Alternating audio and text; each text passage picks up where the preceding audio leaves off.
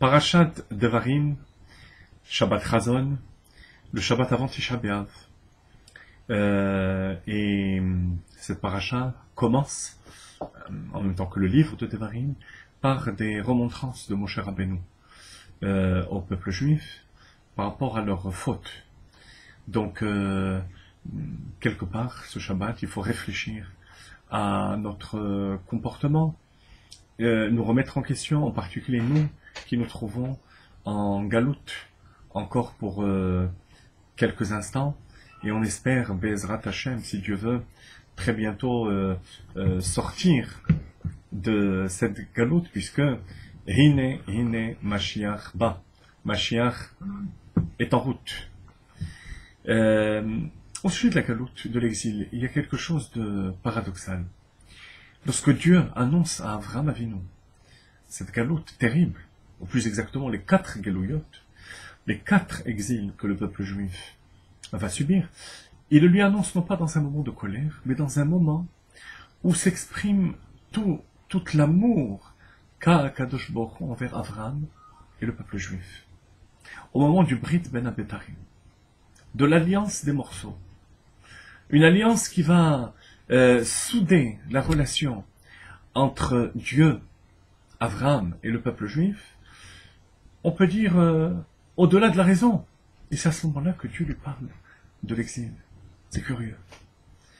On retrouve ce même paradoxe dans la Gemara Yuma, qui nous dit que lorsque les Béni Israël accomplissaient la volonté de Dieu, alors sur le Aaron, sur l'Arche Sainte, il y avait les chérubins qui étaient face à face. Par contre, lorsque le peuple juif se conduisait mal, et que la colère de Dieu s'enflammait, alors les chérubins étaient dos à dos. Pourtant, le Midrash dit que lorsque les ennemis rentrent dans le Beth Amikdash et dans le Saint des Saints, ils découvrent l'Arche Sainte avec les chérubins face à face. Et cela procura un Chilul Hashem, profanation du nom de Dieu. Car les goïms dirent, regardez à quoi cette nation se réfère, alors que dans leur croyance, un moment aussi terrible aurait dû faire que les chérubins se tournent dos à dos. Pour comprendre ces deux paradoxes, il faut comprendre en fait l'esprit de la galoute, le sens de la galoute plutôt, d'après le Chassidut. Dans nos prières, nous disons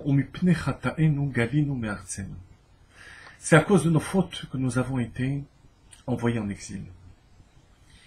Or, nous allons tout de suite le démontrer, il est impossible de dire que la seule raison de l'exil, ce sont les fautes du peuple juif. Pourquoi? Parce que si c'était le cas, on aurait vu au fil des exils, des Geluyot, les souffrances et l'exil diminuer.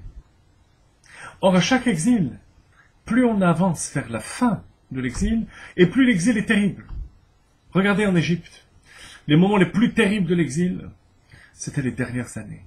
Comme nos maîtres disent, Myriam, le nom Myriam, vient de Mrihout, qui veut dire l'amertume de l'exil.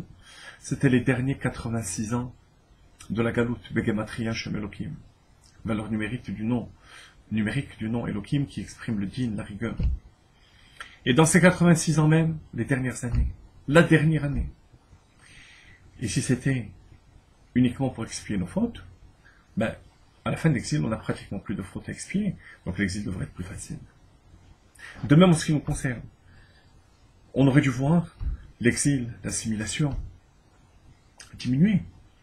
Or, il se trouve que plus on avance dans le temps, et plus on arrive vers la fin de l'exil, et plus l'assimilation est terrible. L'obscurité dans le monde est terrible aussi, incomparable à celle obscurité qu'il y avait à l'époque de nos maîtres, les Tanaïm, l'Amoraïm. Tout ça veut dire que il y a quelque chose de plus profond dans l'exil, dans la galoute. Et la Chassidut donne, pour comprendre cet aspect, un machal extraordinaire. Écoutez-le bien. Imaginez-vous un Rav qui est entièrement plongé, concentré dans les explications qu'il donne à ses élèves. Et qu'à un moment donné, ce Rav a un éclair, une idée qui va pouvoir donner aux élèves une idée beaucoup plus profonde de ce qu'il veut expliquer. Eh bien, pour le bien de l'élève, au moment où il a cet éclair d'intelligence, il va s'arrêter. Il va réfléchir à cet éclair. Et au moment où il va réfléchir, il va y avoir une sorte d'absence du Rav, de l'enseignant, par rapport à ses élèves, qui pourrait être interprété comme un détachement du maître vis-à-vis d'eux. Alors qu'en fait, ce détachement n'est qu'apparent. Tout l'amour et la passion du Rav à transmettre ce cours, cette leçon, ce sentiment qu'il veut transmettre, tout cela s'exprime dans cet arrêt, dans cette absence, qui est là pour l'élève. Et la galoute, c'est ça. L'exil, c'est ça. C'est un moment où Dieu, une époque, où Dieu se voile. Pourquoi est-ce qu'il se voile?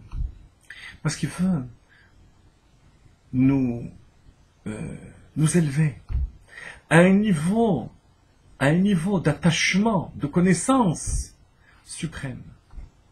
Alors, pendant un certain laps de temps, qui certes nous paraît très long, qui est très long, Dieu s'absente à notre regard.